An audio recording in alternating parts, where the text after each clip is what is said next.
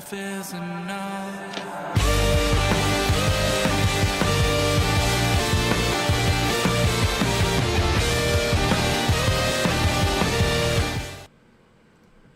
Hey guys, welcome back to the No Holds Barred Network with another episode of Under the Ropes. I'm your host as always, the queen of the indies, Tiffany. And I figured, we got this big month of October heading up that I had to start bringing some more H2O peeps on. So we got Jimmy Lyon, aka Chando. What's going on? Nothing. I'm trying to make my cat not jump in front of me right now, so Oh no.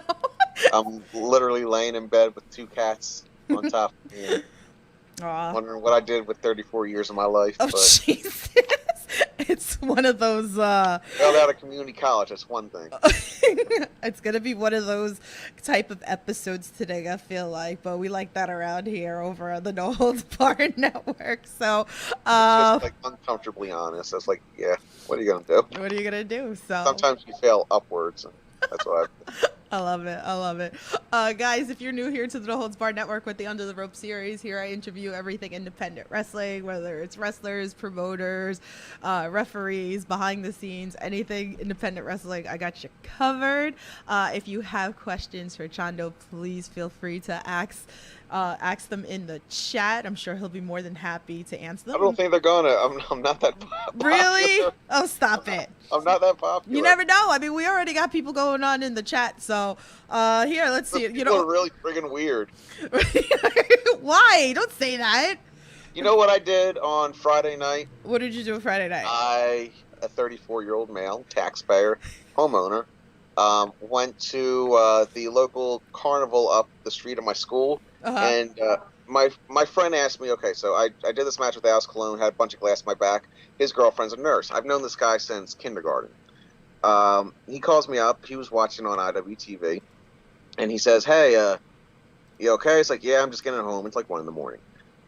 I'm just getting home, trying to get all this blood out of my hair, yada, yada, yada, trying to get this glass in my back. So, well, do you want to come over? She's a nurse. She can patch you up. Okay. So I bring super glue. I bring this wrap. They're patching me up, and somehow between him patching me up and her making us Singapore noodles and all that stuff, which she makes really, really, really good, he got the idea, hey, let's go up to this carnival, next weekend. Let's like pregame and all that stuff. No one ever invites me and that stuff. I was never invited to parties in high school, so I don't know what proper pregaming is. So I get there. He's drinking like 3 beers, and she's not there yet. And I get there, and I'm doing shots of this 192 proof alcohol, thinking, oh, this is fine. It's 96% by volume. It's called Spiritu. Will send you to the fucking moon. It's insane. Apparently, after I did 4 shots, I thought it was a good idea to do 2 more, because whatever, my judgment was lapsed. And I went up there beyond fucked up. And I'm seeing all my old teachers, and it's the thing, like, I start doing it, and it's one of those alcohols that make your face warm, like Everclear and stuff like that. Like, I'll drink Everclear. Not because, it's cool, but it's because if I'm drinking liquor, I'm not doing it for the taste. I'm doing it to get messed up, so might as well do it in as little bit as possible. So I'm up there, my old grade school. I'm there. I'm this bearded, long-haired fucking mess. I got cuts all over me, and I'm plastered trying to avoid my middle school teachers. It was very awkward the entire time. And I have a camera, and I apparently hit record, and I have the entire trip. Apparently I was fine. Like, I didn't do anything bad or whatever. Like, I just very polite. I'm the kind of drunk that will hit up a bunch of people and be like, I want you to know I really appreciate you. I love you. You're a really good fucking person. That kind of shit. But the whole time I was there, I hit record, and my camera's hanging around my neck, and it recorded the entire thing. And I'm too afraid to watch it. But I forgot what the original point was, but that is how I, you spent your Friday night. The week before I was wrestling in glass, and week after I was making a fool of myself at the local carnival, at the local grade school carnival. Uh, let me give some love to this chat. Captain Dave's in the chat. What's going on? Mike Thick's in the chat. He goes, Jimmy. And then he said, F you, Jimmy. Wilbert, he goes, I love these episodes. Thank you. And then, yeah, Jimmy said he's resting your feet. Yeah. Great Harry, shout out to you. He goes, what a surprise. He's laying down. He knew I was that jackass. Oh God, I just realized you can see my face on this. Yes. Oh, I can't see yours because yours is all blacked out. Yes, I'm blacked out. Shade my homeless. See, it doesn't grow in like right here. Like it's very patchy. Like right here, there's a spot, and some spots right here. Like clearly, I had to actually comb over my beard. It's so fucking weird. Like parts of my face just did not grow. If I shave, I look like I'm 16. Just like a little wrinkly 16-year-old, which is very, very unsettling. Well, there we go. So that's how this kind of episode is clearly gonna go today. I have no hair right in the middle either. All right. Let's start off for fans that may be listening in or listening later in our audio. We love you guys on the audio that catch this later. Let's go back to basic because I like to start off with every interview like this for people that might not know you. But not drunk at the fair. Yes, okay. Not drunk at the fair. For people who actually want to know wrestling Chando, okay, how about that? So, want to know what do you mean why? So, jeez, because we want to know. Okay, all right. So let's start. How did you get into professional wrestling? And don't tell me because of the beard or whatever like that. No. I actually asked MLJ about wrestling schools to go to. The ring announcer, commentator, extraordinaire for every fucking company. MLJ, and he hooked me up with this wrestling company that was like about an hour away from my house in Little Egg Harbor, New Jersey. People are going to find my house and break in now. And he hooked me up with the Force One Pro Wrestling Academy, and I started there. And so that's pretty. And that was January 2011 because I've been doing this for almost 11 years, which is really weird to think about. I've been wrestling almost as long as I went to community college for, so that's always good. So we have to ask, where did the nickname Chando come from? Oh, it's easy. I'm a Madman Pondo, Mark. Even when I was a kid. The first thing I ever saw was him and CZW jumping off a balcony with light tube straps on, and I thought, oh, that's really, really cool. So we started backyard wrestling, as you do in the early 90s or late 90s to early 2000s. And we actually had the cops called on us. In all of our math classes, they had them make an announcement that if you attended one of our backyard wrestling shows, you would be arrested. We're in 8th grade. We're shitting our pants. And we're just like, we're sorry. I was just a big Madman Pondo, Mark. Still am. So when we came with our backyard wrestling characters, let's see. My first backyard, this is so embarrassing, but fuck it. My first backyard wrestling character was Taboo. And now, ooh, you shouldn't talk about that, a ripoff of Sabu. It was stupid. Second one was Barbed Wire Bart. Because I thought it sounded enough like Cactus Jack, and it was even more stupid. And then the third one, I decided to be Sad Man Chando instead of Madman Pondo, because why the fuck not? And instead of being Can't Stop Pondo, I had a yield sign, which said Can't Yield Chando, which makes no fucking sense. You can't stop for him if he's got the right of way, but you should, it makes no sense. But ever since I was 13 or 14, people have just been calling me Chando ever since. So, that's pretty much how I got that nickname. Okay. From backyard wrestling, and people have been calling me that for longer than they've been calling me my actual name, which is Chad. So. Okay, that's cool. Wanted to learn a little bit about that. So let's talk about it because it's still fresh. All right, let's talk right off the bat. The carnival was fucking amazing. Let me tell you. Did you have funnel cake? I had 4 funnel cakes. I spent yes. All right. On 4 $5 funnel cakes. That's it. I drunkenly ate them in front of my old classroom. This interview's over. Sorry, guys. That's it. That's all you get. We learned about funnel cake. No, I'm only kidding. I was fucked up.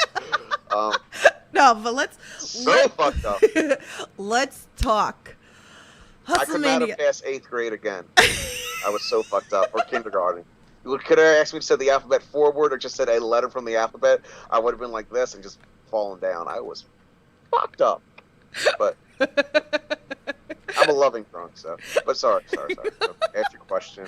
All right. You wanted to interview me. This is on you, whatever happens. Oh, Jesus. All right, no, I want to talk Hustlemania 4. I want to talk about this huge build that we've had between you and Alex Colon, that you've been wanting this match for a long time. And we finally... Yeah, Alex used to beat the... I told you I used to go to the Force One Wrestling Academy. Let's see. My trainers were RV1, who's like... still to this day, I say the best wrestler you've never heard of. He's really, really good, but, he stopped early. And he was about to get a bunch of shots with Dragon Gate, but he just, got married and all this other stuff. Johnny Calzone, Joe Gacy, Sammy Callahan, and, those were the main trainers there. Right. Well, Alex would always show up with Sammy, which was the Thursday classes, and then show up with Gacy. And when I would mess up, which was a lot, because I used to say a lot of things I shouldn't, that's gotten me into trouble a lot. And I kept doing it until about 2017. Alex was one of the people that's like, okay, do your fucking squats, do your laps, do everything. We're going to kick the shit out of you. I was like, okay, fine. I fucked up. So, yeah, I wanted to do that match for a while.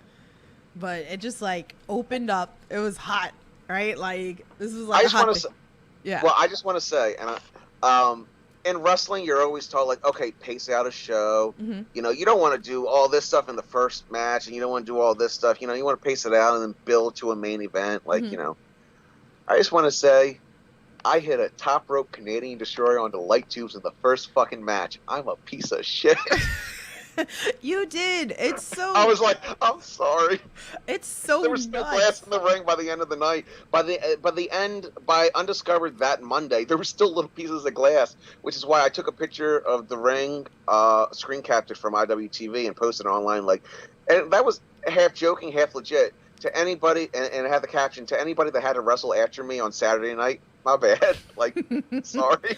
I love the fact that, that I was sitting back there, I was doing my, hi kitty. I was seeing, everything going on as I was filming for the No Holds Barred Network, all backstage stuff. And it was really cool to watch people putting together weapons. I got there and found most of those weapons. I was... I like to sip wine a little bit. I have a nice little box wine collection. Originally, we were supposed to do a staple. Well, okay, so this all started back at Hardcore Kingdom 5. This is completely true. I got to the building that day and saw Alex. What are you doing here? Are you here to wrestle Atticus? Because I thought, Homicide wasn't able to do it, so okay, Alex is here, and he just looks at me and he's like, nope, and he stared at me. I was like, oh fuck. He legitimately showed up and surprised me that wasn't a work or anything like that. He showed up and surprised me at Hustlemania or Hardcore Kingdom, and we had the match. Right. Eric Ryan is legit stabbed me in the head with the fucking fork, which isn't pleasant, but I've had worse. And then he grabs the mic and legit calls me out to a one-on-one match. I have no idea about any of this shit. He starts talking to Matt. We were going to do it the next month, the anniversary show. And Alex asked Matt for a staple gun match. It's like, oh, okay, cool. Let's do it. It'll be fun, And then Alex at Masters of Pain, I believe it was, either dislocated his thumb or did something where it's my hand is fucked up and I just don't want to risk it, and I hope you understand. And he hit me up and was just very honest, we'll do the match in the future. It's like, okay, cool, no problem. And I've known Alex, like I said, since January 2011, so I'll hit him up every once in a while. Just talking to him earlier today, Right. Scary as hell guy, but really, really good guy, So a couple months go by, and Matt's like, okay, go out there and call out Alex for a match. It's like, oh, okay. So I called him out for a match, said, oh, I don't want a staple gun match, I want a death match. And then like 2 days later, maybe it was a week later, I was drinking a little bit of red wine from a box, Franzia, which is my brand. Mm-hmm. Because, if you can't drink box wine on a weekday, what else can you do? um, I was like, and I made a post online saying to fans, like, I want you to bring me as many fucking light tubes as you want. And I was like, maybe I shouldn't have fucking done that. Because I didn't ask anybody about that. And then I see Alex at Sean Henderson's show the week before. And he's like, yeah, we're not doing a staple gun match anymore. It's like, we're done. I was like, no, we're doing a light tube death match. Motherfucker, what did I do? And I completely blamed the fucking wine, which is what made me do it. It's like, it seemed like a good post to like, oh, I'm going to get people to bring light tubes. It'll be fun. We'll do this. And then it's like, oh, God, now I'm doing an entire light tube death match because I made one bad drunk post. And I'm not an alcoholic. Before that, I want you to know I haven't drank in like a very, very long time. Mm-hmm. But I was like, oh, shit, now I got to do a light tube death match. But I wanted to do it anyway. Yeah. But, so I get there. I figure we're going to have like maybe like 15, 20 light tubes. Like, no, they got a giant, they got the giant light tube brake, Mm-hmm. fan. They got bundles. They got an entire box. They're lining the ropes. I'm like, okay, let's do this. Right. Matt's like, hey, you can plug this one in. I was like, okay, let's do it.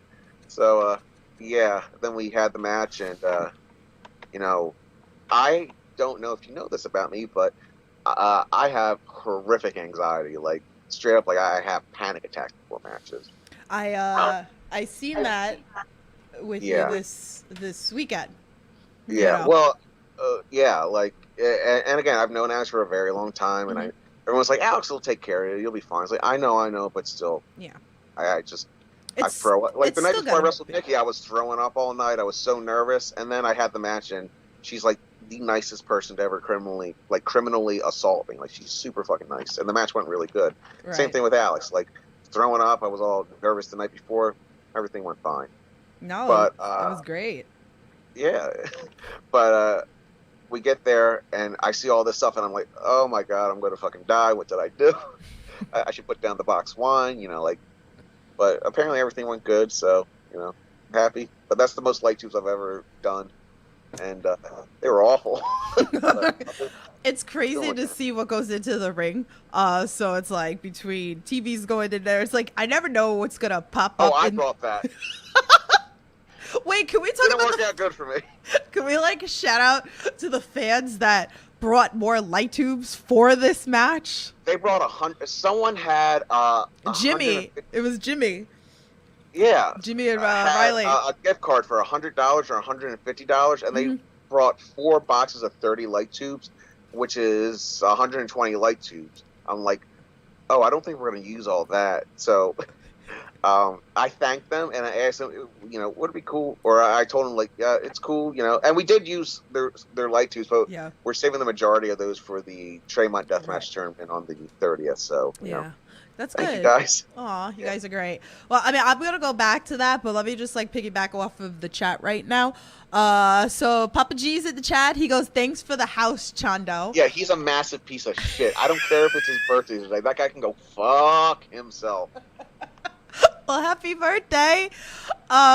Chris says Chando is a piece of shit. There's like 90 cats there, and Mark Angel is better. Damn, that's terrible. Then he said, Chando drinks like a soccer mom who disappoints. Damn, you guys are. I do. You I guys used to be are hot in the awful. 70s, You guys are awful. Oh my goodness. So let's go back. Let's talk. We have this big month coming up for H2O, and I'm very big, obviously, on H2O, and I'm so excited for the end of the month. Let me pull up these. I have all the posters here for you guys. So it's a weekend. If you guys aren't planning to come on down. Tickets are still available. It's nuts. There's a hotel not too far from there that's pretty cheap. So you can check that definitely out. So you got Friday, Saturday, Sunday. Sunday's not obviously at the H2O building, which is going to be crazy. So it's going to be in Trenton, New Jersey. And if you're not going to be able to make it, definitely use IWTV to watch all these amazing shows. But you were the second one announced for Tremont's Deathmatch tournament. Yeah, I got to the back for the match, or after the match, I was like, I just got hit in the head with the TV and choked at by a very angry man with a beard. And he likes me, so, Yeah. Uh, imagine if he hated me. And, yeah, I got to the back, and I was like, stay right there. It's like, what? Okay. I think I'm concussed. Okay, let's go out. And then he pulls me by the shirt, and he's like, you're in the Tremont Deathmatch tournament. It's like, oh, that's cool. Like, you ever see the look on my face? I'm like, oh, That's cool. all right then. That's cool. And then I walk in the back, and I'm just like, oh, I'm tired. And I sat down. Nah, that's awesome. So I'm definitely looking forward to that. Is there anything that like the fans should expect from you in this deathmatch tournament? A lot of terror in my eyes. Is there anybody in your mind that like you have thoughts of? Everybody's gonna hurt me. Damn, no confidence. The first four people announced are me, Neil Diamond Cutter, Yeah. who shoved a gusset plate in my feet and beat the shit out of me. Mm-hmm. Kennedy Copeland, who it was a charity show, Yes. and she hit me with an exploding bat. Yes. And Mickey Knuckles, who shoved a gusset plate somehow diagonally in my forehead, and then made me eat a plunger. So it's a murderer's row. People who have tried to literally murder me. So Yeah. So, but yes, like, indeed. what My happens? chances are high. No, but what happens if you win this? And Harry's in I'll chat. shit. What happened? He goes, "You're gonna shit." Yeah, I'll shit. It's like, no shit. Like, oh, you don't fucking say. Harry said, "I hope Chando wins that tournament. He deserves a break after he has some things broken over his head." Yeah, no, I'm gonna shit right in the middle of the ring. Look, like, oh, well, what do you know? I give you guys so much credit that you guys get into the ring and you take all these light tubes and glass and barbed wire. But, Yeah, I can only imagine. I mean, I've had Alex Colodro on the podcast before. We talked about it. Or Invite's another one that we talked about, like the shower after light tubes and all that fun stuff. oh yeah. Well, after my match with Alex, I fell asleep, as one does. And then I woke up and like all my sheets were like stuck to the cuts, Mm-hmm. and it was awful because I had to pull them off and everything. But it helped because some of the glass came out with it. So. Mm-hmm. Okay. All right. Well, it's funny because you brought up that these were like my next questions. So we're going to start with this one because you brought up Neil Diamond Cutter. If you guys didn't see that interview on Under the Ropes, definitely go back on the No Holds Barred Network and check that one out. We talked to him a couple of weeks ago. So Last Extravaganza, anybody that comes on here that's like related to H2O, I like to talk about Last Extravaganza. It's such a big moment. I feel like for H2O, a lot of things happened. You wrestle Neil. And we watched Matt Tremont retire. And it's crazy. Matt's coming out of retirement. But can we talk a little bit about your match with Neil and, how it was for you to watch Matt retire? Well, watching Matt retire, I know it was like a very big emotional thing for everybody. And it was a big deal. Like, I'm sitting there watching the match and everything, and like he's yelling at Ricky, like, oh, Grant's still here and everything like that. And like I was like welling up inside and everything like that. It was a really good match. But afterwards, it's like, well, I'll see you tomorrow. But it was such a good fucking match. Yeah. And Matt made a good statement. He hit like one or two moves, so. Yeah. That's what I hate about death matches. The people that do them just to be like, okay, let's do this, and then triple jump, and then whatever, yada yada yada, smash leg tubes, whatever. Those are cool, and I really do like those. Mm-hmm. But I'm not shitting on those. But the people that will only do those and shit on doing a story in a death match, like, why do you like the movie Die Hard? Other than Carl Winslow, you care about John McClane, like right. He's just a normal guy. You care about him. Like, you care about him cutting up his feet and everything like that. Sure, the other stuff is cool, but you're more emotionally invested when you care about, the character. Of course. Like, otherwise you just have, I don't know, fucking Transformers 6, where it's just people, blowing up cars and shit like that for no reason. Mm-hmm. Like, it means so much more when you actually have a story and care. Mm-hmm. But yeah. the other stuff's cool too, but also I can't do the other stuff. So that's maybe why I'm shitting on it. No, I like the whole death match, but I feel you. Like, I like that storyline build to it. Unless you're doing a tournament, then it makes complete sense. Like. No. You can do that stuff you know, with and have a story in a tournament. But you know, like I said, story isn't necessary. Just like, you know, a story is necessary to death matches. Like, I prefer the stories of death matches, Right. but you can do them without them, you know. Mm-hmm. But to me, I don't think they mean as much emotionally. They're just kind of, I don't want to say stunt shows because that's not true, but I don't know. Just a death match without a story just kind of feels, to me, can be cool to watch, but it feels a little heartless. Mm-hmm. You know. That being said, like you mentioned, tournaments. Right. I think, you know, inherently there is a story in tournaments. Even like you know, political views aside. I grew up a huge fan of Necro Butcher, and the one thing about Necro and his, you know, deathmatch tournaments, he killed himself. Whether it was the first round, second round, third round, fourth round, whatever, he wrestled every single match like it was a final. Right. And the story then evolved into just this guy, you know, doing all this random stuff. To by the end of the tournament, oh, this guy's killed himself. Like, we're gonna root for him because, like, we want to see if he can, you know, pull off the Rocky thing, right, and make it through. But I forgot the point. I'm sorry.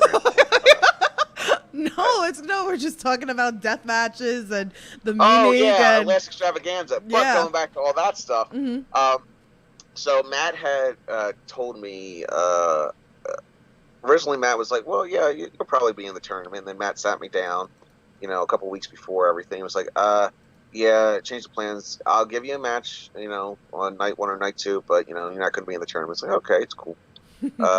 And Matt legitimately asked me, he's like, "What kind of match would you want? Can we do barefoot thumbtack?" It's like, I mean, we can find someone to do it. And we talked about 2 names to do it. One was either Dale Patrick's or Neil Diamond Cutter. And at the end, we decided on Neil. I think it was me that decided on Neil. And I fucking love Dale. I wrestled him earlier this year, and I was so freaked out. I know I'm taking a side stuff from the story, but I was so freaked out that I feel like my anxiety ruined the match. And I know if I wrestled him again, I'd do so much better. But besides the point, Dale's fucking awesome guy. So we decided to go with Neil, make it barefoot thumbtacks, and I was, you know, I told you I like stories and death matches. Right. So my grandmother, who is 93 now, her actual phone ringtone is "Sweet Caroline" by Neil Diamond Cutter. Yes. So somehow through all of that, me and Neil made up a story to where Neil wanted to fuck my grandmom and be my new grandpop, and I'm fighting for my grandmom's honor or some shit like that. Which is why, for the people who watch the Last Extravaganza and didn't watch the promos beforehand, might think it's a little weird. But that's why I'm yelling stuff like, "You stay away from my grandma, Neil Diamond Cutter," and all that shit. Which, if you haven't watched it, what the fuck am I going on about? Yeah. There's a part in the match where I give him one of the and it was an accident, and I love Neil to death. But I give him a shoot headbutt, and I headbutt the fuck out of him. And right before I do, I said, "Don't fuck with my grandma!" Boom. And again, for anybody that wasn't aware of the story going into the match, that's a fucking weird thing to say. What's even weirder is what I said afterwards, where I quieted everybody down. Everyone's all clapping, which is weird because that usually doesn't happen for me. I was like, "You know what? Do this match. I've come to terms. If you want to fuck my grandma and be my new grandpa, you can." And then I get the fuck out of the ring. That's why I feel also like promos are so important too. So like you could get people onto the loop. So I appreciate even like people that cut promos to build up for any, you know, matches that we're getting. Well, it's funny. The one promo I did for that, I cut a bunch, but the one main promo I did for that people seem to remember, I went to a spa and I filmed the whole thing, and you know, they're giving me a pedicure, which they took the calluses off my feet, which, oh yeah, that was a good idea to take the calluses off your feet before a match like that, because your feet are extra fucking tender. And I didn't think about that. I just thought about the promo. And they painted my toenails fiery red. And I filmed the whole thing on like my phone and a GoPro and stuff like that. Mhm. And it was actually going full circle. My friend who I went to the Drunken Carnival with last week, it was his idea, my friend Matt Dario. And he paid for everything, took care of everything. It's like, okay, we both went, we got pedicures. And at the end, he said, you just had to say one thing. And it's at the very end of the promo. It's like an outtake, but I included it at the end of the promo. He said he wanted me to ask the woman, and I did. By the way, if I come back after October 31st and I'm missing a toe and I decide to get another pedicure, is that less money because it's less foot to do? and she just looks at me like, no. Oh man. And I was like, oh god. Okay, thank you very much, and we get the fuck out of there. But that's in there. You can hear the audio. I don't think I got the video of it very good. We can hear the audio. I got subtitles. Okay. But yeah, after that match, I became really good friends with Neil Diamond Cutter. I call him Paul and Neil because he's now technically my grandpa and everything. So yeah, I'm excited. Yeah. I'm excited to see him. Ryan's in the chat. He goes, "Hey, Transformers rules." Yeah, you can go to hell, Brian. Oh, damn. Okay, we're moving on to the next question. Let's see. We got some fan tweets. Actually, there is a fan tweet. I see your other question in chat, Harry. He goes, "Why does Mark Angel suck?"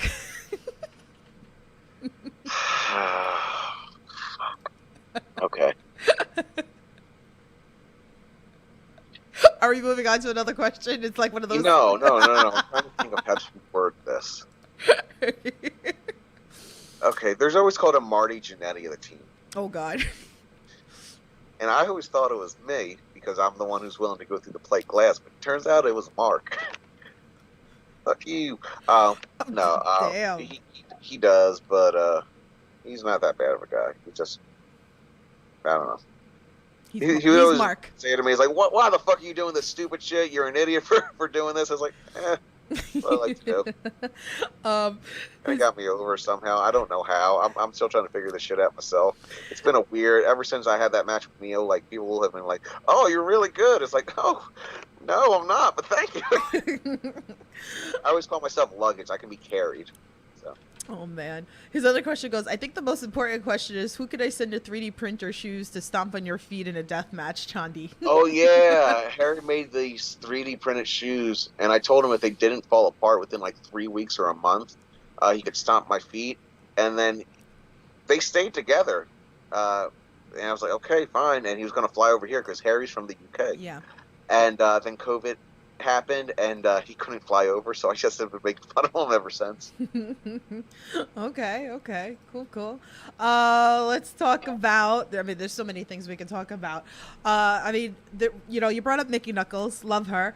And it's so cool that we get to see you guys wrestle each other, and then we see you in Atlantic City, you get to tag team together with her. So like how, that's got to be a lot of fun that you work against them and then you get to work with them, and like you guys have a great relationship.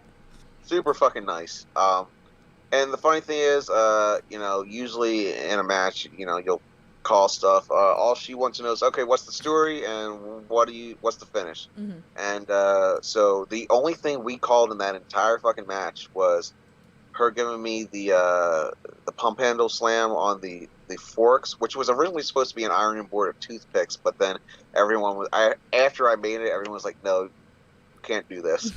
So okay. And the water dug back to my head for the finish. But yeah, she's like, that's the first time I ever did that, like called almost the entire thing out there with someone. Mm-hmm. It was fucking really good because Mickey's really good. Yeah. She beat the man shit out of me, but really good. I love watching Which is funny because right before we went out, she's like, we're sitting in the gorilla position, and she's talking to me. It's like, you okay? I was like, yeah, I'm gonna be good. It's like, you'll be fine, don't worry. It's like she's trying to calm my nerves because again, I'm really fucking nervous. She can tell, and she's like a really nice person. Mm-hmm. And she's like, okay, now just don't hurt me. I got babies. It's like, okay. And she fucked me up. But there you have that match was everything I wanted it to be. And like I said, Mickey is like the nicest fucking person Love ever. Her. Like, I'm so happy that she's like so nice.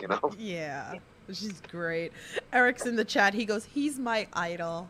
Aw, see, See, you get love. See, there's some people. And then we got Ryan. He goes, from the future, in quotation, he says. Oh, Ryan Redfield, yeah. I call that kid the Terminator. You know why? I call him the Exorcist because he hits people so hard he removes their soul. You know, he That's why I told me call him the that. Exorcist. He told me that story. Legitimately, I've been calling him the Exorcist for like a year now, and and he's just like, okay, and I won't stop doing it because I think it's funny. And the angrier he gets, the more I think it's funny. He told me that story. That's pretty funny. Let me go on to some other stuff. I'm gonna end up on the bumper of somebody's car, going into the fucking woods one day, and I'm never gonna come back. Let's see what else we got here. Good Cop Bad Cop wanted me to hear me actual question with a ridiculously over the top French accent. I can't do that. I love you, Good Cop Bad Cop. I'm sorry, you got to come up with your anagrams for these wrestlers, but I cannot do a French accent. Oui, that's it. That's all you're gonna get out of it. That is so offensive. I took French for like 2 years, and I don't remember anything. And I just remember that yes is oui. That's it. Like Kyle from Oli Podcast, you gotta like help me out here with your French for. This is random, but speaking of classes we took in school, the first time I ever saw Romeo and Juliet was the Leonardo DiCaprio version that came out in like 95, 96. And I remember watching it in my freshman year of high school English class, because they wanted to get the dialect and all this stuff. And I remember I got points off of my paper I wrote about it because I mostly focused on how the fact that there was a gas station explosion. Oh, God. Which, first of all, that is the best version of Romeo and Juliet because it's the only one where a gas station blows the fuck up. Yeah. Little known trivia, me and Schlack actually went to the same Catholic high school. Oh, shit. Like, he was a couple of years before me, but I was like, oh. Well, there you go. Okay, so Foster Catholic. I got a question that was anonymous. So That's a good sign. Let's see what the fuck this is. Okay, okay, so I was told to ask you to recap what was supposed to be the hardcore match of the century built for a wrestling promotion in PA that never happened. Hint, it started with agreeing to get hit with a stop sign. What? I don't remember that. That is vague as fuck. I don't remember that. I barely remember what I did at the fair. See how we keep coming back? What? I legitimately don't remember that. No. I was supposed to wrestle G-Raver like 2 years before I actually did, and then he got a spot at TOD, and the promoter, who I actually really like, so I'm not trying to shit on the promoter, was like, yeah, he's going to be doing that stuff more often, yada yada. So okay, whatever. Okay. But yeah, anonymous person, I anonymously have no clue what you're fucking talking about. But hear me out. I'm probably just not remembering because it sounds vaguely familiar, but it's just escaped me, All right, Bobby Berkeley has, injured my brain cells. All right. Well, they have a bonus question for you. Oh, this should be good. Yeah. Now watch, I just offended somebody like very close. Okay, so I'm very confused with this question. I'm going to read it exactly how it was written, okay? They said his most fond memory of the world known, world traveled, undeniably known everywhere he went, godlike, wheeling and dealing trophy stealing man known simply as Mr. Saturday Night. Oh my God! I love Mr. Saturday Night. Listen, he is the king of the independents, okay? Mr. Saturday Night, let me tell you something, brother. He is Mr. Independent. You got Mr. Monday through Friday, whatever. Mr. Sunday Night, bullshit! There's only one Mr. Saturday. He's probably on cocaine right now. Nah, actually, probably not. I've never met him. That's a horrible thing to say. Sorry, sir, you have a coke habit. I drink Pepsi. But no, there is one legend, Mr. Saturday Night, and he will forever be the king of the Indies. Reckless Youth ain't got shit on Mr. Saturday Night. And I can't pronounce the word Saturday. I said Saturday. I'm dead. You popped so hard. Oh my god. The only person I would pop more if we talked about is Rick fucking Blade. Oh my god. There was a video on Dailymotion called The Best of Rick fucking Botch with all of his fuck ups that I could find, and I made that when I was like 16. Rick Blade, who was a super fucking nice guy. So I was just being an asshole. But he's someone who I grew up watching in CCW. Yes, we're talking about Rick Blade now. Not in Hustle Cup, October 29th. And he's a guy that, like, you know, of the era, you would just care, like, it's like, you know, Sabu was super big then and all this stuff, so, you know, you had a group of guys that were trying to do a bunch of stuff and would only hit it, like, 50 to maybe 60% of the time. Mm-hmm. Rick Blade was one of those people. And the thing is, if you guys don't know who Rick Blade is, there is a clip of him, several clips, of him knocking himself unconscious doing 450 splashes. God bless Rick Blade. And there's one where he set up Trent Acid on a truck, and or on a table, and he climbs up this giant rider truck, and he does a senton bomb off and completely misses the fucking Oh my table. god. And it's amazing. That was the first CZW show I ever went to, so that left an impression on me. Oh shit. Oh my god. It is fucking incredible. You know, my favorite wrestler, I have two favorite wrestlers, Super Dragon and Rick fucking Blade, and that's it. Everybody else can go straight to hell. Damn. The salt. By the way, Neil Diamond Cutter is in the chat. He's told you to watch him out. I'm trying to. I'm sorry. Shit. I love it. When you talk about Rick Blade, you know, you gotta gets me all excitable. Shit. Oh my god. If you feel like doing moves, I don't know how to, and landing on my head.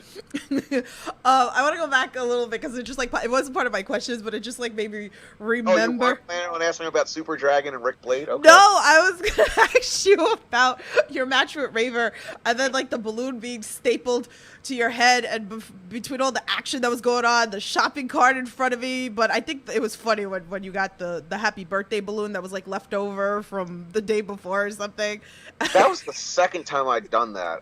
The first time I did that, I wrestled Mark Angel in a staple gun match, and he stapled to my head. But the only problem was it was like a very like kind of low key show at the building. It was a really good show, but it was like a low key show. It wasn't live or anything. It was before H2O started going live. Mm-hmm. So I was like, you know what? I want to do that again. See if people will make cool gifs about it and everything like that. Mm-hmm. And I did that, and the problem, which I have the worst luck with staples in my head, because they always seem to turn and get stuck and then pull, and I can't get them out, and they hurt so fucking bad. So you'll notice a couple times I'm trying to pull the staple out, and it's just not coming. Oh my god! So, which is why I always have to string it the other way through. And I look like some jackass because instead of just ripping this thing out like a man, I'm like, oh, hold on, let me finish doing this. I think I caught that on my camera. It happened in the other match too. I'm wrestling Mark Angel. I'm trying to get in the ring. I got these staples attached, or this balloons attached to my head. We're fighting all that. So I try to get in the ring, and I start going in, and it's like, oh, these things just caught on the rope and tugged on my forehead skin, and it really hurts. So hold on, give me a second. I got it again. Oh, we got some good questions in the chat. Oh man. Okay. I got you guys. Not Rick Blade or Mr. Saturday Night. That's all. He woke up. That was Mr. it. Saturday Night. He woke up. Okay. So let me go back over here. Chuck Payne's in the chat. What's up? He goes, explain how we no longer have ring steps at H2O. Oh yeah, Chuck Payne threw me through them, which sucks because they were flimsy, but they were like really nice. And then he beat my ass for 19 minutes. I think I hit 2 moves on him. But it's like one of my favorite matches. Chuck Payne has almost killed me multiple times. One of my favorite. There is a list of things that I've asked Chuck to do to me. Mm-hmm. that he has flat out refused because he said, no, that'll kill you. Like, oh, okay, whatever. Least of which he refuses to love me, which gets me right here. Okay, that was a bad joke. Fuck off. But I wanted him. They had these like pools. This weird thing. It's like this big plastic thing. It's like hollowed out. I think you put them in like a pool or something. Mm-hmm. And I want him to throw me inside these hollowed out steps. Not the ones he eventually did put me through. Like these big plastic hollowed out steps. Lifted up. Because we were going back and forth what the match would be. And at one point it was supposed to be maybe talked about being Chuck, Payne, and Schlack versus me and Mark Angel. But then it turned out just being me and versus Chuck. Right. Well, at one point, I wanted them to put me in the steps, both of them lifted up because they're both big guys, and then throw the steps on the outside to see what would happen. And Chuck was like, "No, you'll fucking die if you do that." I was like, oh, okay. You'll fucking die if you do that. Then I'm afraid of heights. I'll get thrown off of stuff, but I'm afraid of it. But then Chuck throws me off a giant fucking ladder, and like, yeah, that wasn't pleasant. Oh man.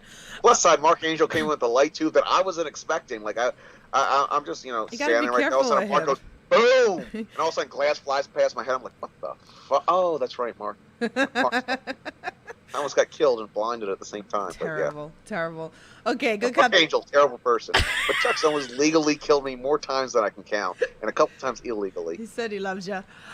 Good Cop, Bad Cop says, about 2 minutes behind, so with Lion being an anagram of only, has Jimmy seen the 2019 sci-fi film Only? And what is his favorite sci-fi film of all time? You mean sci-fi movie? Because if it's sci-fi movie, I don't really. There's one that was like what's that called again? Like Jersey Shore Shark Attack or something like that, where they had these knockoffs of all the people from the Jersey Shore, like fist pumping and everything with that thing, and they're all like fighting sharks and everything like that. It's fucking excellent. Oh my god. And there's a bunch of stuff like that, but I have not seen the film Only. One of my favorite sci-fi movies, which does count because it's sci-fi, but it's one of my favorite movies in general, is John Carpenter's The Thing. It's so fucking good. The special effects on that, all practical, are so good that it almost drove Rob Bottin to have a fucking nervous breakdown. So, when the special effects are so good and there's so much work put into them that it makes the special effects supervisor have a breakdown, that's something special. But that is one of my favorite fucking movies of all time. I haven't watched it in forever, and I have to watch it. That and Ginger Snaps, which is a good. That's awesome. Now I gotta watch it. He says that sounds better than Sharknado. Sharknado shit. Fuck off. People listen. What's his name? Whatever. It doesn't matter. I'm sure you're a nice person. I'm just, hopped up on caffeine, and I got a cat resting right next to me right now. Yeah, Sharknado shit. Whatever. Oh yeah. Oh, Sharknado 3. Whatever. Stop giving Terry Reed a fucking career. Hi, David Russell. His other Good Cop Bad Cop's other question goes: have you wrestled Eddie Only? Eddie Only. Which one of 440 was it? Oh wait, no, I know Eddie Only. I'm trying to think. There's like 9 of them. It's like the fucking NWO. That's like saying have you ever wrestled Vincent or Virgil or Shane? Which thank God they stopped that little joke because they were going to call him Stephanie. But Eddie Only. He's the one with the cigarettes and the mustaches, now the beard and the receding hairline for manliness and all that stuff. And he yeah, okay, that's Eddie Only. No, I haven't. Next question. Oh God. No, I haven't, but I would really like to. Brandon's in the chat. He goes, "What's up, Jimmy?" Answering that question. You guys are nuts. All right. But no, Eddie Only. I have not wrestled Eddie Only. But I became a huge fan of Eddie Only when Matt wrestled him at No Holds Barred in his last No Holds Barred match before the retirement match last year. And everyone's murdering each other with light tubes and doing all this stuff. And my favorite spot of the entire night, and biggest pop, is when Eddie Only is just selling a Rick Rude style atomic drop, and he's waving his arms and all that shit. That's fucking tremendous. I love that. So. Oh man, that was great. Okay, so let's look a little bit about H2O and things that Oh, go that's on. right. I wrestle. Well, I was going to talk about the fact that two things. I mean, we're going to go into your artwork because I want to definitely talk about like your inspirations with your artwork, and I also want to talk about the fact that I'm sure if people go to the shows, they see Chando's with the camera. He's either filming a lot of stuff for Undiscovered or you're taking photos for it. So You know why? Because ain't nobody else there to do it. okay. Well, there you have it. So, if that's that. Okay, so let's talk about a little bit of your artwork, which is cool because if you go to the shows, you'll see Chando's out there. He's selling his artwork. I'm sure if you DM him, you can buy artwork for him too. So, give a little feedback, how you come up with this. And okay. It's so patchy. I'm sorry. Jesus. I need, like, if I, like, apply HGH, a human growth hormone, to this and this, like, will I become a man? Like, because it's not working. Like, I need that stuff that, like, one of my favorite things that one of my friends said, I think it was my friend Dario. He said, Dan Severn looks like Freddie Mercury on HGH. I was like, that's fucking tremendous. Okay. Sorry, what was your question? I want to know about your artwork. Oh, yeah, I do it. I You fell do out it? of art classes at community college because I had some jackass, bald-headed, very like avant-garde, like no, like art is my life, and like all those like I love art kind of shit. It's like, okay, well, I'm gonna go over here and draw something. I don't know, but I had a very big asshole professor named Blake, which fits the pretentious name. I'm Blake. And I love comic books. Grew up loving comic books. My favorite comic book artist is Bernie Wrightson, who actually I got into him as an artist, specifically, like very cognitive that, okay, this guy is an artist and I want to look at more of his stuff, not from his comic book work, but from one of my favorite, novels or books, Cycle of the Werewolf by Stephen King. He does all the werewolf illustrations. And then I realized, like, oh, I've been reading him for years, with Swamp Thing and everything. He is one of my all-time favorite artists. And he died a couple years ago, and I really, really wanted to get an original piece, but they were expensive before he died, and now since he died, it's like, oh, this is $10,000 for a doodle. It's like, fuck. And also the other artist I'm really into is the original artist for The Walking Dead, but more importantly, the original artist for Battle Pope, which is my favorite comic book of all time, Battle Pope, and The Incredible Hulk.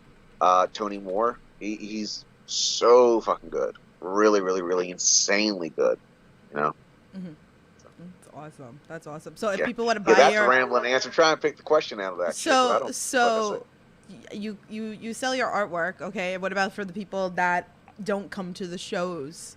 Well, I guess shit out of luck, oh, right? damn, like... Yeah. Oh, God, I look like Mittens.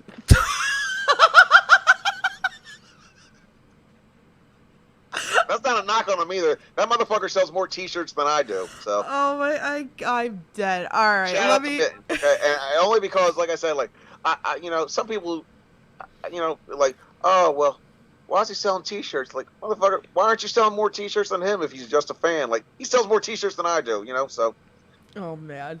We got more questions. Yeah, I look like Mittens. Right? I got a very big Mittens vibes right now. We got more questions in chat. Harry says, I really want to know who else is in Chando's family we'll see wrestle next. I feel like there's a distant relative yet to come to a show near you. Yes, Chet Gatorman. He is he's a gator wrangler from Florida. Okay. The next question is from Brandon. He goes, but he's currently missing from tax evasion. Oh, well then, there you have it. That's a way to kill the vibe. But Brandon... Yeah, you're going to federal prison, fucker. Brandon said, who's your favorite opponent and who's your least favorite opponent? My least favorite opponent? The guy's never going to see it, so fuck it. My least favorite opponent, still, he's friends with someone that I'm friends with, so I won't say his name. But that guy. Yes, this guy. Yeah, that guy. I am not believe it or not, I'm not a tough guy at all. Like, I will get in fights with friends, fights for friends, and back up my friends and everything like that. But mostly my job getting in fights is distracting the other people while they're beating the shit out of me, so my friends can kick them in the face. I'm not very good at fighting, but there's been 4 times. Mhm. Oh god, there's been a bunch of times. I think I'm an asshole. Like 5 or 6 times that I've shot on an opponent and been like, okay, you need to boom, like chill the fuck out, and I've punched them as hard as I could in the fucking face, and they chilled out.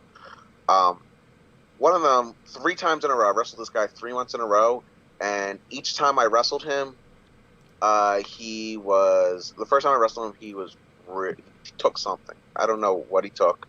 A little bit more than just smoking weed. Like he wasn't all there, and he got me in the nose 3 times, and I was already mad that he had he was getting in the ring fucked up. So I just and I got video of it. And I think I posted it a little bit ago, to where like he boops me in the nose, and I just grab him by the head, and I just punch him as hard as I can, then I dump him on his head. Oh, man. This happened 3 months in a row. Oh, wow. Until eventually I would let the promoter like, okay, I'm not doing this anymore. I'm sorry. Yeah. No, I'm not doing this. So yeah. Also, I've pretty much anybody that I've wrestled that was fucked up, and that's only happened like twice, or with 2 people, and I'm not going to name names. Yeah. But That's you fine. should not be wrestling fucked up, Yeah. and you should definitely not be doing death matches. Yeah. Completely slurring, stumbling around, fucked up, and I'll It's leave it at that. dangerous. You could say it's disrespectful, And it's which dangerous. the respect thing is one thing, but yeah.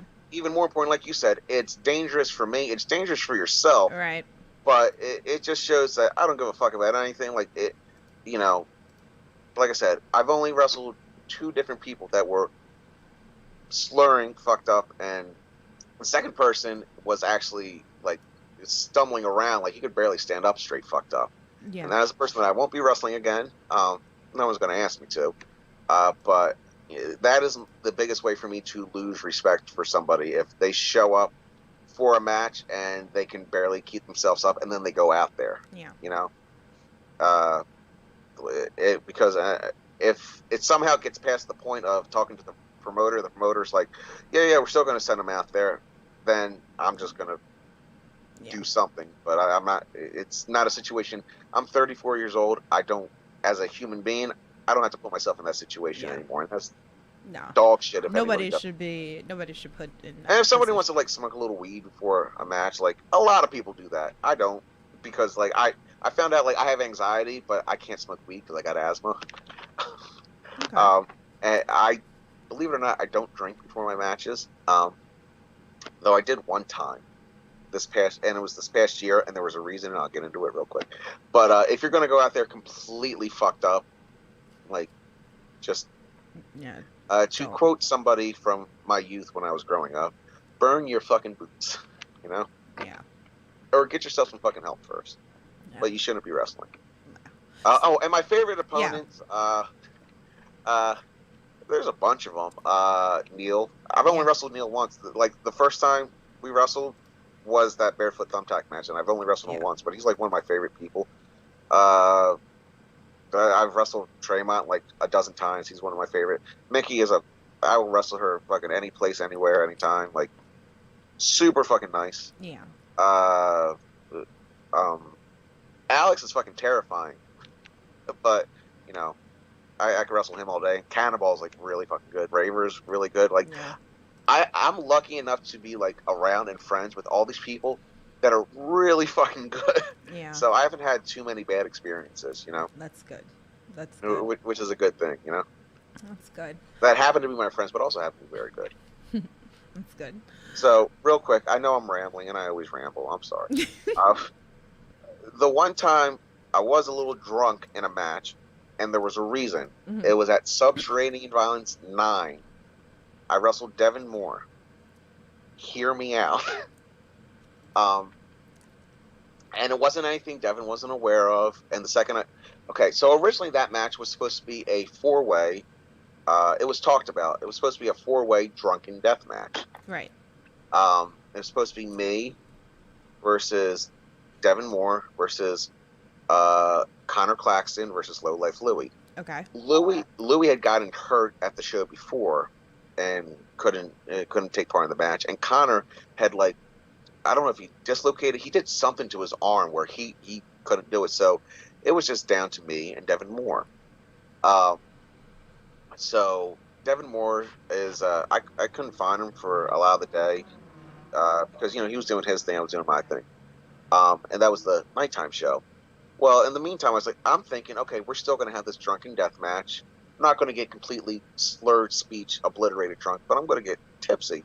Mm-hmm. So, because I'm supposed to. And I started drinking. I had like a 1.5 Mad Dogs, and I was like, okay, I'm fucked up. And I go to find Devin, and he's like, oh, we're not doing a drunken death match anymore. It's like, say what now? And he tells me, he's like, yeah, it's just going to be you and me. It's like, oh, I've been drinking. Like, is that okay? It's like, well, how fucked up are you? It's like, I mean, I'm a little fucked up. He's like, it's okay, we'll be fine. So we called this match, and it was a really good match, Devin Moore's so good, he was able to have a match with a half-drunk me. Mm-hmm. So, yeah. Okay. But I also didn't realize that because I was drinking, it thinned my blood a whole lot. And he puts a gusset plate on the top of my head, and you can see the pictures in the match, and it looks like my brains are splattered all over my fucking head because I was drinking so much. Yeah. Or because I was thirsty. Note to self. But yeah, in that match, we're like, oh, I'm drunk. Like, no, I'm legitimately fucked up drunk. God. But, Damn. This is also why I'm like missing sentons onto the floor and shit like that. But I was supposed to be drunk, and then the match got changed, but it Okay. it happens. All and right. I never do that again. Yes, don't do that again. Don't do that again. Unless I get in a drunk death. So I have one final question for you, and then we'll go into everything else. We'll go over what's coming up again with you. So I like to ask everybody this. For all amateur and inspired wrestlers out there, what's a piece of advice that you would give them? Learn to fucking wrestle.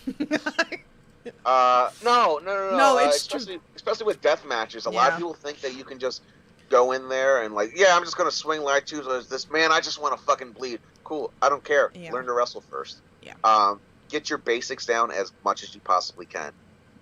And because people don't realize with me, like, my first real death match, well, it's a staple gun match. My first match with blood in it was October 25th, I believe. 2015. It was a staple gun match. Me versus Connor Claxton versus Jeff Cannonball. It took me like 5 years to finally get to that point to be able to do that. Mm-hmm. A lot of people now will start doing death matches or think that they can just get into wrestling and start doing death matches. And like, listen, the best deathmatch wrestlers I've ever wrestled, and I'm not one of them. I'm not calling myself one of the best deathmatch wrestlers, but I'm friends with a lot of the best deathmatch wrestlers. I've been in the ring with a lot of the best deathmatch wrestlers, and I've been in the ring with some of the not so great deathmatch wrestlers. And the ones that I will wrestle any time of day or night, and are the safest, and I've had the best matches with, are the ones who you could take away all the weapons, and you can do whatever with. Learn to actually fucking wrestle. Yeah. And second, like a lot of people these days, like, how do I word this? A lot of people these days like expect everything kind of instantly. Yeah. Have patience, because patience, trust me, it took me like 10 years for people to kind of, and people have noticed me before that, but for people to like really start noticing me, kind of, was like a lot of things changed after I wrestled Neil, and I have the world to thank Neil for it and everything that happened after that, and Matt Tremont, because I wouldn't be shit without that dude. Trust me, he got me out of a lot of problems. He's one of my best friends. But a lot of people get very frustrated, and all you got to do is have patience, because it'll happen if you just work hard enough, and don't be a creep and don't be a scumbag. Yeah, don't be a creep. Well, when Speaking Out was happening, like in my head I was like, okay, there's got to be a lot of motherfuckers that are like very, very scared right now, but I legitimately was like, I'm fine. Yeah. I'm just gonna sit back and watch the shit show, because I never in my entire life. And I dare anybody to find. I will even dare people try and find me sending inappropriate messages to people. I've never done that. It's just like I can't even fathom the concept of, hey girl, I know I never met you, but click here, take a look at this. Like, why would you do that? Like, you want to, hey, what's your name first? Like, no, don't just like, hey, dick pic. Like, no. Like, it's true though. He's not wrong though. Yeah, but it's like, to me, like, even like in 2011, like I've been, even before that, I've never done that. Yeah. Like and to this day, as I get older, I get that concept less and less. Like, why would you, like, why? No, like, why do you do that? Has that ever worked where you just send a random girl completely out of your fucking league? Because that's always how it is. They're completely out of their fucking league. A dick pic or something inappropriate, like, hey girl, you want to do this, or oh, I'm gonna do that, I'm gonna do this, and she was like, say, you're quite the charmer. No, you look like a jerk off. Like, shut up, stop doing that. Like, that's wrong. Stop. I've also been lucky to be with the same girl for 9 years, over 9 years now. So so I'm also very loyal and stuff like that. Of course. Harry said he has a ton of inappropriate messages from you. He goes, wait, that was superhuman. That was Harry's fault. Damn, hot mess. So tell everybody. I forgot the fucking question. No, you answered the question. But, don't send. Right, so. Don't be a fucking creep. Be a good person. There you go. There you freaking go. No, legitimately, when I first got into wrestling, it was very much instilled with me, especially with two of my original trainers, RV1, Ricky, and Johnny Calzone, who's like still one of my really good friends today. Yeah. Like, it doesn't matter how, and this is for anybody getting into wrestling in general, it doesn't matter how good you become or how much potential you have or how good your matches are. If you're not a good human being at the end of it, and again, I try as hard as I can. No one's perfect, but I was always told, if you're not a good human being, it doesn't matter how good of a wrestler you are. It doesn't fucking matter. Be a good human being, because at the end of the day, that's going to be a bigger legacy than any match you fucking have. No, that's great advice to everybody. So, speaking of that, tell everybody if they want to give you a follow and all that fun stuff, where they can find you and buy your merch. You fucking Senate candles from Walmart. These things are great. Don't follow him, Ben. Yeah, just send this stuff to the H2O Wrestling Center. I'll pick it up on Tuesdays. I'm not kidding. I started having panic attacks. I've always been very anxious, but and this goes along with my anxiety with my matches and everything. But my grandma, who's okay now, she's 93, healthy, takes out her own trash, does her own dishes. I try to help, but in January 2009 or February 2019, she was diagnosed with colon cancer, and then a couple months later, she got the radiation. I took her every day to her treatments. And then, she was fine. And then a couple months later, she ended up in the hospital with blood clots in her lungs. And this was the day before TOD. I'm not going to talk about TOD. That's the one thing. What a mess. For everybody that was disappointed in me at TOD, I was just as disappointed as all of you, so don't worry. But she had blood clots in her lungs and then survived that. Then later that fall, she had to get part of her intestines removed. Wow. She had to get a colostomy bag. It was just a very rough year. Mm-hmm. Wouldn't get out of bed. I had to go over and rehab her every day, and then COVID hit, and that's all I did. I went over, I rehabbed my grandma from like 9 a.m. or to 8 a.m. to like 6 p.m. Mm-hmm. That's all I did for like 6 months. Wow. So as soon as she got that diagnosis of cancer, which again she doesn't have it, she's good now.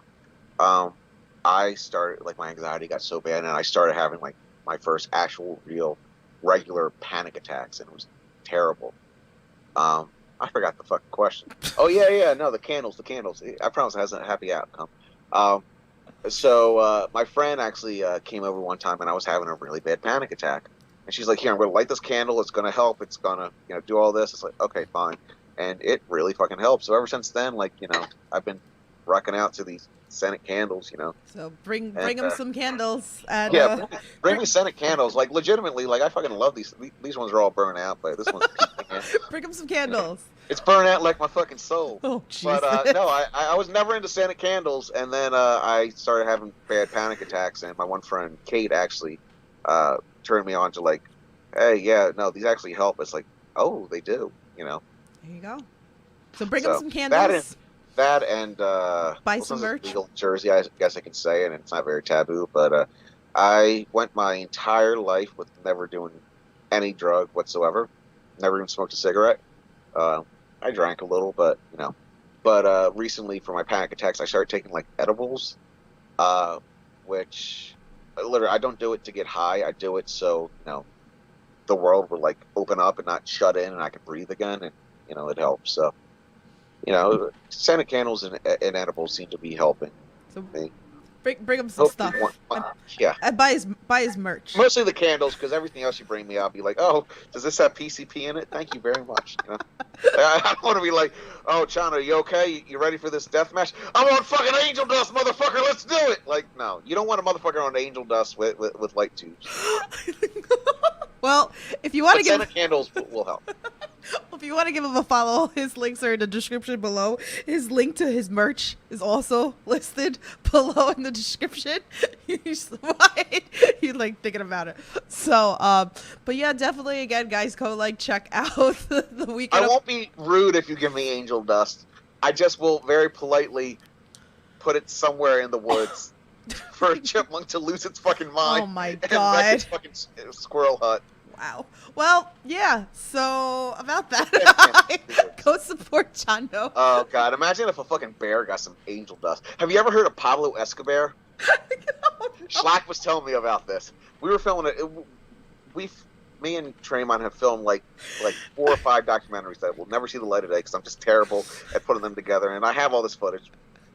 A whole van load of people were headed up to North Carolina for one of the Unholy Warfare shows. I was filming the whole thing, documenting the whole thing, and Schlack's in the van. Schlack is telling us the story about this bear. So, in the 80s and 70s, they used to just drop cocaine from airplanes, and you know that would be the pickup thing. I don't know if they still do it nowadays, but you know that's the basis of the story. They dropped cocaine. Maybe they were being followed or something like that by an FDA agent. Where they dropped the cocaine, tons of cocaine, like 1,000 pounds worth of cocaine, into the fucking woods, and a bear found the fucking cocaine, and this is true apparently, and he ate the fucking cocaine.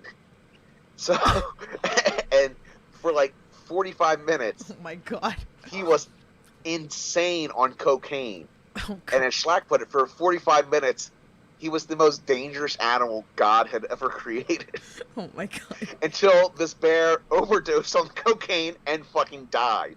And now if you go to, I forget where it is, like Michigan or Tennessee or something like that, like some Midwest town, they have this bear who they autopsied in the town, brought it back, and they stuffed it, and it's known as Pablo Escobar. Oh my god. Because it is the cocaine bear, and it is fucking fantastic. Look up the story. Well, the most dangerous bear ever. No. I'm gonna fight a bear in memory of Tracy Smothers, and that bear is gonna be high on angel dust, and I'm just gonna be like, listen. Now I'm getting canceled. So I'm that's gonna beat it with a roll-up. That's Tracy Smothers. That's my last interview. I'm probably gonna get canceled now. Nothing wrong with giving Bear a little bit of PCP. What's wrong with you? Jesus Christ. Anyway, well, with that being said, gave that bear mescaline. Oh Let's see what happens. This will be an interesting day at the zoo. Oh my god. It's a petting zoo. So, you just gave that to a goat. Well, it's a fucking bear now. Wait till you see what I gave it. Oh Jesus. But. Fuck yeah. I'm gonna go to the lizard house with weed. Well, good luck on the tournament. Which really happened. Well, not me, but never mind. Okay. That's a story from my high school. We got kicked out of the Philadelphia Zoo. Yeah. So. This is why Foster Catholic is never allowed back. We'll talk about it later. All right. So, but anyway, thank you for hanging out with us and chatting with us. We wish you the best luck at the Matt Tremont Death Tournament and all that. So we'll bring me scented candles. So once I get hit with light tubes, bring him some I can scented. cry in the corner. Bring him some scented And candles. Enya CDs. Remember that CD, Pure Moods? It used to come on at like 2 in the morning. It's great. Do you remember that fucking CD? I do. It was great. It was like, yeah, hey, yeah, ooh, yeah. Oh, God. And then because they ran out of songs, it's like, we also have the X-Files theme. It's like, why the fuck do you have the X-Files theme on that? Tubular Bells. Theme, and in parentheses it says, theme from The Exorcist. Which I've listened to Pure Moods. There's 2 Pure Moods. Pure Moods 1 and 2. Okay. With Enya. But I listened to that, and I was like, okay, this is what that commercial was all about. The theme from The Exorcist is like 30 fucking minutes long. Oh my god. It's a rough one. So, thank you for joining us today. Bringing Senate candles.